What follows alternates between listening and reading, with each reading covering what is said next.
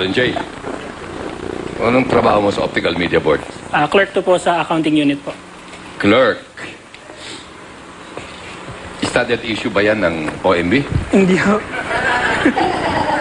Ano bang mga suit na ito? Ano bang, may kahulugan ba yan? Wala po, sir. Ha? Wala po. Wala, basta suit mo lang. Ano ba sasabi mo dun sa samahan ng opisina? Okay naman, sir. Masaya. Parang wala sa itsura eh. Wala ba? Di ba? Okay naman, kasaya. Kita naman, sir, kade. Masaya. Ngayon ko lang nakita, hindi umiit ito eh. Talaga naging batong-bato dating ko yun eh. Good luck, CJ. Sir.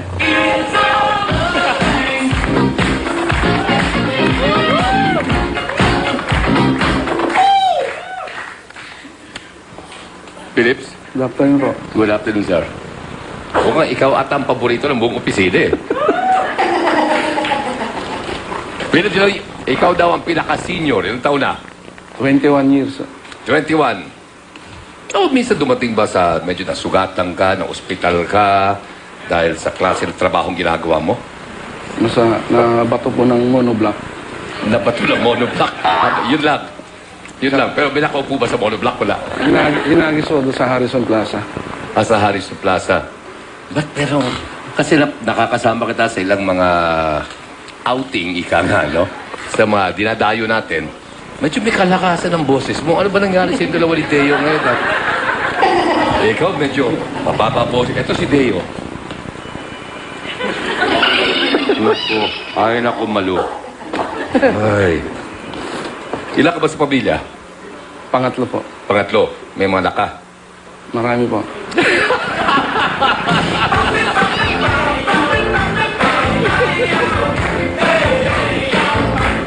Felix, ilan ba anak mo?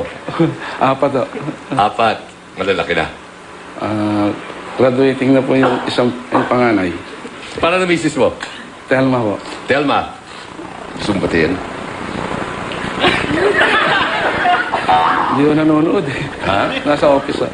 Ang gamitin mong camera. Saan pa tayo dyan? Yan, yung may pula. Ayun. Ito yung matapang na si Phillips, ha? Naka 21 years na sa servisyo. Ma, nandito ako.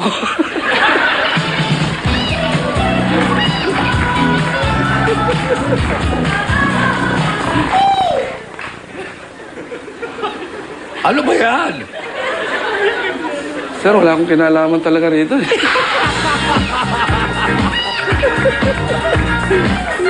Sinabutahe ako. Ha? Sinabutahe. Sinabutahe ka. Dadamay ka lang. Wait, sandali. Kasi kung sinabutahe na daw siya, kung gusto mo, kasi nahihiya naman ako sa'yo dahil kung ayaw mo talagang nandito, ang gawin mo, isoli mo na yung 5,000. Tapos, papalitan ka namin. Ha? Pwede, okay lang, palitan lang. Kasi nakakaya eh. Sino ka? Kaka? Ikaw gusto mo? Kaka?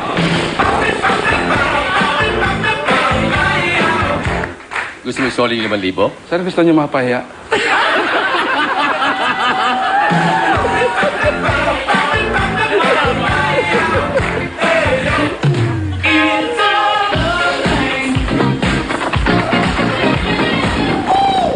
Mga kaibigan, si Darwin. Ito yung aming techie pagdating dun sa anong nilalaman na impormasyon sa ating mga websites. At yung itinayo natin, sinasabi ko sa inyo, yung anti-child pornography, siya rin po ang isa sa mga kasama sa mga nagdisenyo ng ating anti-child pornography campaign. Darwin Mendoza po. Dar. Yes, sir. Sino yung magandang babaeng ka-holding hands mo kanina? Yung dyan, yung nakapula. Mama ko, Hindi sir. yan, ikaw, Jonas. Yung ano, yung nakapula. Ha? Mama ko, sir. Mama mo. So, ano pangalan ng mama mo? Esther. Esther. Kahit saan ka magpunta. Estrella. Ha? Estrella. Esther Estrella? Hindi, Estrella talaga yung Ba't ang gulo mo kausa? Eh, Estrella. Okay. Nickname, Esther. Esther. Okay. Ganun ba kayo ka-close? Oo naman, sir. Okay. Nakakita ka na ba dyan? May dala ka 45, tapos may dala kang baton, Hindi, nakita niya ako may dalang sako. mga sako. Sako ng CD. yung mga pirated, mga nakupis ka. Saan nakita? Papasok ng bahay mo?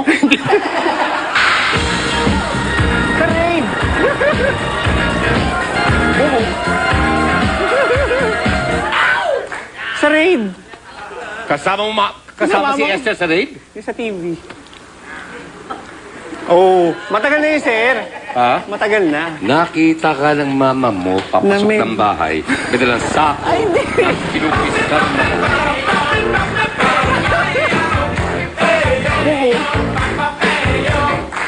Biro lang po yun.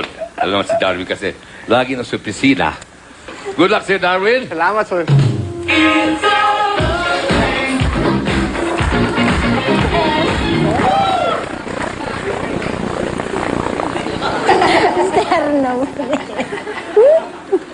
Ang ganda-ganda ni Heidi. Sir, nakilala niyo ako? Ha? Hindi nga kita nakilala kanina. Talaga, eh. sir? Oo, akala ko isa sa mga White Castle Girls. Ha? Wala akong kabayo. Ayos, kita ba naman? Ngayon lang kita nakita mag-long sleeves. Second na yan. Ilang years na tayo magkasama. Ngayon ka lang nag-long sleeves. Ay, ganda-ganda naman. Tapos inayos pa. Ang ganda ng pakaka-makeup, ha? Maganda, very nice. So, ikwento natin kung ano yung buhay mo. Ano naman eh. Ha? Nabutin tayo ng ilang araw dito. Na, sir. Sige na, ikwento mo lang. Anong parte gusto niyo, sir? Okay. Okay. Ano, ikaw kasi, as you know, sa opisina, dahil enforcement tayo, may pagka-broken time. Ano oras ka pumapasok? Sabi ko na nga po eh. Eh, di ba, sir, hindi naman ako nalilate?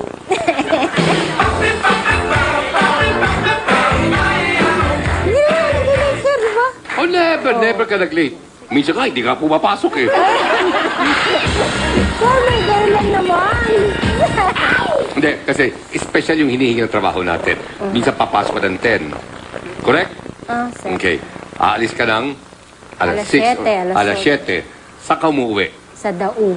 Sa Dao, umuwi ka. Umaalis ka ng alas 7. Anong oras ka dumarating sa Dao? Minsan, sir, almost 9. Kung ang hinihingi ng sakripisyo sa public service po, ito ang matinding ehemplo ng pagbibigay ng matinding servisyo publiko. Ha? Hindi, ah. Kumusta? Good luck sa'yo, ha? Apo, thank you. Mga kaibigan, pinagbabalaki ko po ang aking mga kasamahan sa Optical Media Board. Heidi, Darwin, Philip, Jay, at Deo. Game ka na ba? Game na! Philip, hawak na. Start na tayo. Let's play.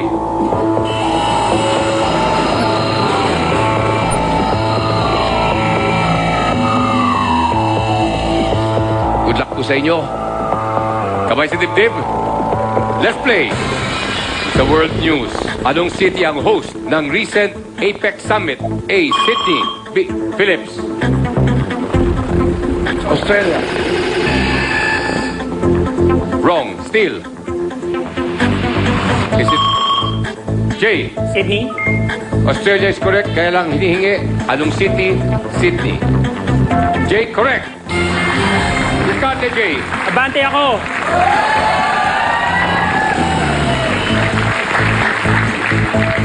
Sa trabaho, sa anong lugar kalaniwang nakikita ang isang dancing policeman? A. Ballroom. B. Television. C.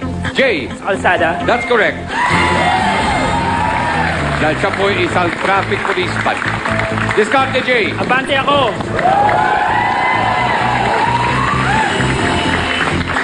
Sa beauty salon, anong treatment at may literal meaning na hand care?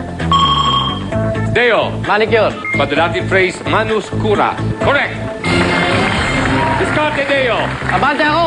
Go. Anong popular song ang may lyrics na which nobody can deny, that nobody can deny?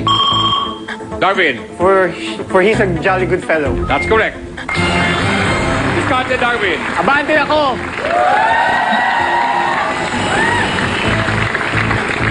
Sa Pinoy idioms, ang taong nagdudulot ng biyaya sa kanyang kapwa ay sinasabi na blight ng langit.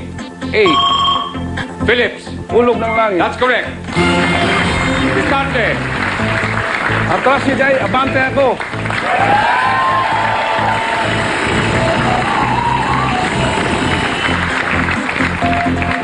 Anong dekada na invento ang DVD? A. 1970s, B. 1980s, C. 1990s. J. 1990s.